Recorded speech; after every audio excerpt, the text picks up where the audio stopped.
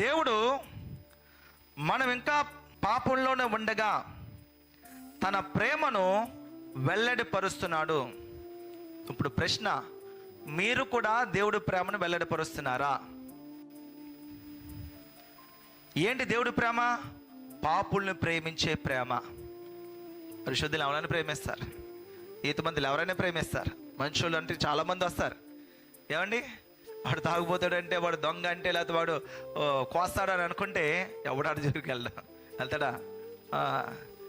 మరి జాగ్రత్త, ఎవరు మాట్లాడని కొడతాడు బాబు వాడు అనుకో, వెళ్తారు, ఎవరు దాటి వెళ్ళిపోతుంటారు. అలాగా యేసుక్రీస్తు ప్రభు మన పాపులమై ఉండగా మన కొరకు భూమి మీద దిగి వచ్చాడు. ప్రేమ ఫలించడం అంటే ఇది.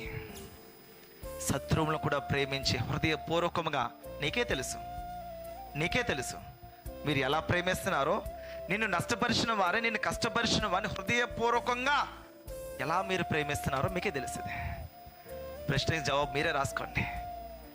ఎవరి వల్ల నష్టపోయారో, ఏమి నష్టపోయారో, అలా నష్టపోయిన వారిని, లేకపోతే నిన్ను బాధ పెట్టిన వారిని, నిన్ను ఇబ్బంది పెట్టిన వారిని హృదయపూర్వకంగా ప్రేమిస్తున్నావా?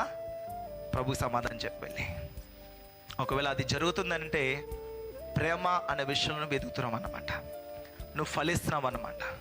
నువ్వు ఫలింపులో క్రమంలో ఉన్నావు అన్నమాట. మీకు అర్థమవుతుందా? ఇది క్రీస్తు యొక్క ప్రేమ. 9 ఫలాలు ఫలించాలను కదా, ఇది ఇటువంటి ప్రేమ.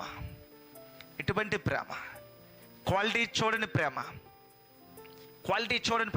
నశించిన దాన్ని వెతికి రక్షించే ప్రేమ ఇది. దొరకలేదండి, నో దొరికే వరకు వెతికే ప్రేమ ఇది కదండి. తప్పిపోయింది గొర్రె ఒకటి, దొరకలేదంట, మనం దొరికే వరకు వెతుకుతుంది, అది ప్రేమ. ఎవరికొస్తే దొరికే వరకు వెతుకుతాం మనం? ఏమండి, పక్కింట్లో వాళ్ళు ఎవరో పాపం, బాబు ఇంట్లో చెల్లిపోయాడంట, చిన్నబాబు కనబట్లేదంట, వెళ్తాం, మనం కూడా వెళ్తా, ఇటు తిరుగుతాం, టైం చూస్తుంటాం. 8 అయింది, 9 అయింది, 10 అయింది, కనబట్లేదు ఇంకా.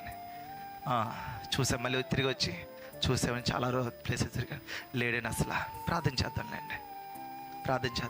అయ్యో పాపం, భార్య భర్తలు అల్లుగిల్లు పడుకుంటారు పాపం. నేను అడుగుతున్న ప్రశ్న, తల్లి తండ్రి పడుకుంటారా? రేపు చూద్దాము, టైం చూస్తారా వాళ్ళు? టైం చూస్తారా, మనిషిని చూస్తారా? అది ప్రేమ అంటే.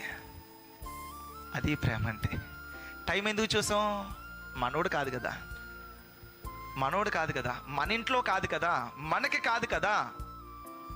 ఎప్పుడైతే ఈ బార్డర్ బ్రేక్ అవుతుందో, క్రీస్తు ఎక్స్పెక్ట్ చేసిన ప్రేమ మనం ఫలిస్తాం. అది క్రీస్తు ప్రేమ అంటే. అది షరతులు చూడని ప్రేమ అంటే.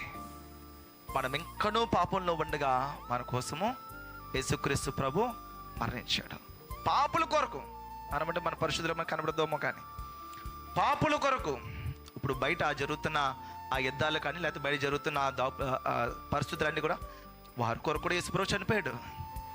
యేసుప్రభు ప్రాణం పెట్టేటప్పుడు వారు కూడా యేసుప్రభు మనసులో ఉన్నారు. మీకు అర్థమవుతుందా? వారు కూడా యేసుప్రభు మనసులో ఉన్నారు. వారు కూడా రక్షించాలని ప్రభు ఆశపడుతున్నాడు. ఎప్పటికీ కూడా శాంతి, సమాధానం, నెమ్మది వర్ధిల్లాలని ప్రభు చూస్తున్నాడు. కానీ అపవాది బట్టన్ని కూడా బ్రేక్ చేయాలని ప్రయత్నం చేస్తున్నాడు. అపవాది గెలవడు, కానీ ప్రభుత్వం నెరవేరబడుతూ ఉంటుంది. హల్లెలూయా. అపవాది గెలవడు, ప్రభుత్వం నెరవేర్చుకుంటూ వెళ్తాను. సో కాబట్టి ఇటువంటి ప్రేమ మనం కలిగి ఉన్నామా? ఇటువంటి ప్రేమలో మనం ఫలిస్తున్నామా?